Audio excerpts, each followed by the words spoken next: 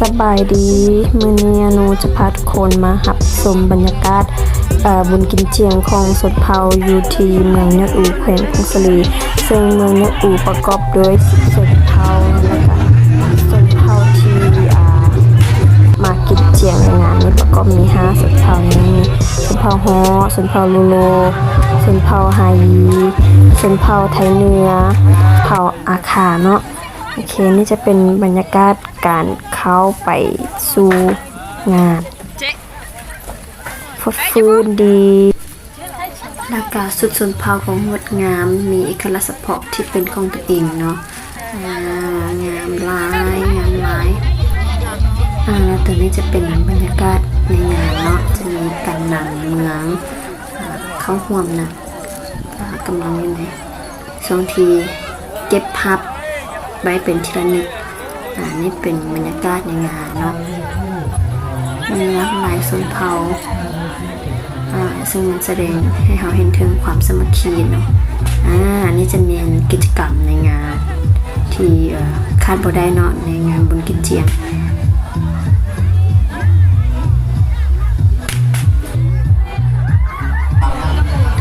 และนี้ทางเจ้าเมืองเพิ่งกำลังเขาเปิดงานอย่างเป็นทางการเนาะ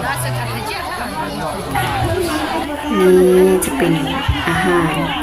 รแซ่บแห้งมีหลากหลายเมนู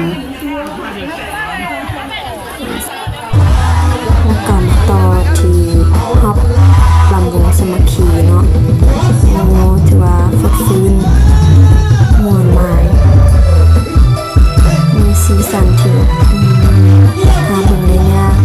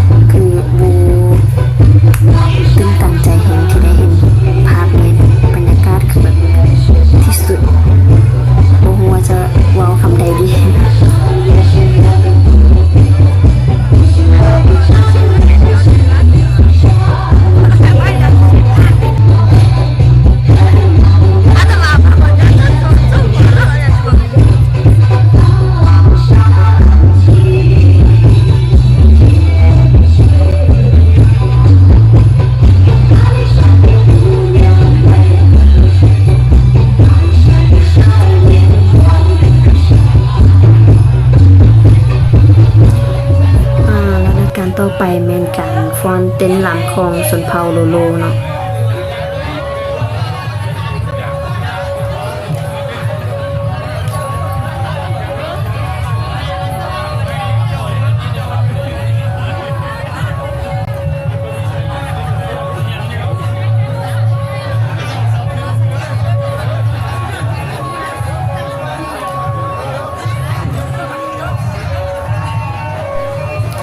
ในการต่อไปเป็นการเต้นลำของชนเผ่าไฮ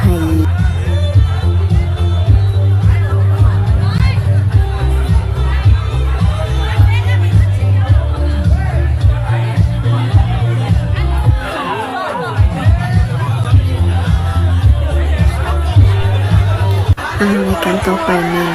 เป็นการขับลำของชนเผ่าอาขาประกอบกับท่าเต้นแบบธรรมดา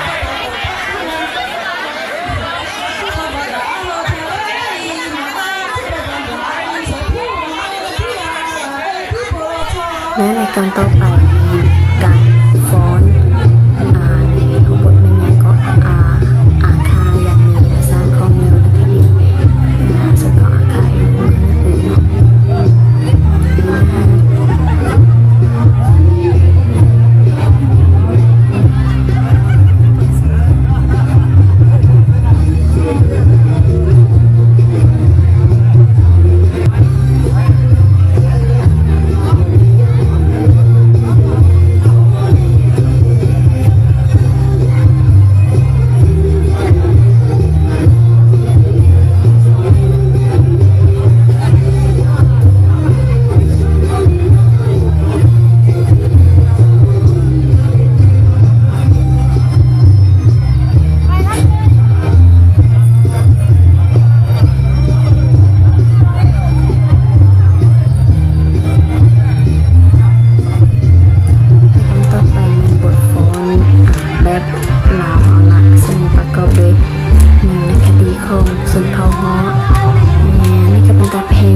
บหนึ่งนะคือ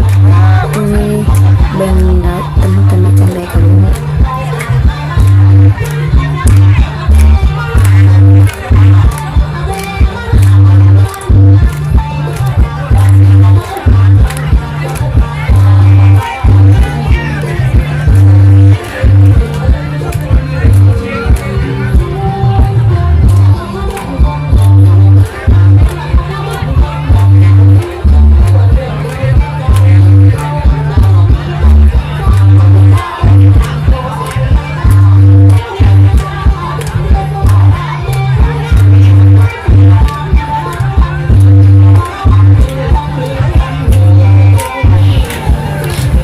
ค่ะไปฮัด